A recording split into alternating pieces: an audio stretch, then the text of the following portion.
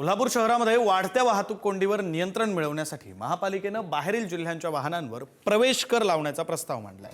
17 जून रोजी होणाऱ्या महासभेमध्ये यावर ठराव सादर केला जाणार आहे। MH9 या क्रमांकाच्या स्थानिक वाहनांना या करातून पूर्ण सूट दिली जाईल। हा कर शहराच्या रस्ते सुधारणा, पार्किंग व्यवस्था आणि प्रदूषण नियंत्रणासाठी वापरला जाणार आहे। या महत्त्वपूर्ण प्रस्तावाच्या मान्यतेकडे आता संपूर्ण कोल्हापूरकरांचं लक्ष लागलेलं आहे। अंमलबजावणी झाल्यास शहराचं उत्पन्न वाढण्यास मदत होईल।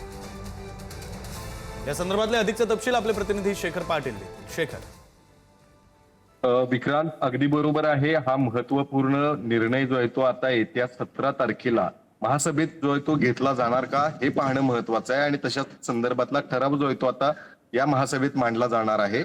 असं जर झालं तर महाराष्ट्रातून आणि देशभरातून जी वाहनं कोल्हापूरमध्ये येत असतात त्या प्रत्येक वाहनांवरती आता हा कर जो आहे तो लावण्यात येणार आहे। अर्थातच कोल्हापूर पासिंगची जेवढ्या गाड्या असतील त्या गाड्यांना यातून सूट असणार आहे।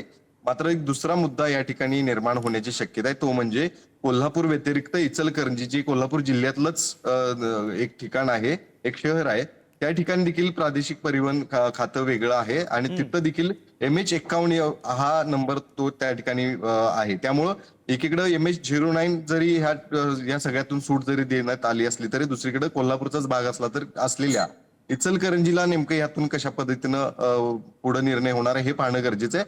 त्यामुळे निश्चित या सगळ्या निर्णयानंतर आणखीन कोणकोणत्या नेत्यांकडून, कोणकोणत्या संघटनांकडून काही प्रतिक्रिया उमटतात का हे पाहणं गरजेचं आहे। शिवाय 17 तारखेच्या सभेकडे देखील आता सगळ्यांच्या नजरा लागलेल्या आहेत आणि त्यानंतर खऱ्या अर्थानं हा कर जो आहे तो येणाऱ्या वाहनांवरती लावण्यासंदर्भातला हा निर्णय होणार आहे। धन्यवाद शेखर, दिलेल्या या सगळ्या सविस्तर माहितीसाठी।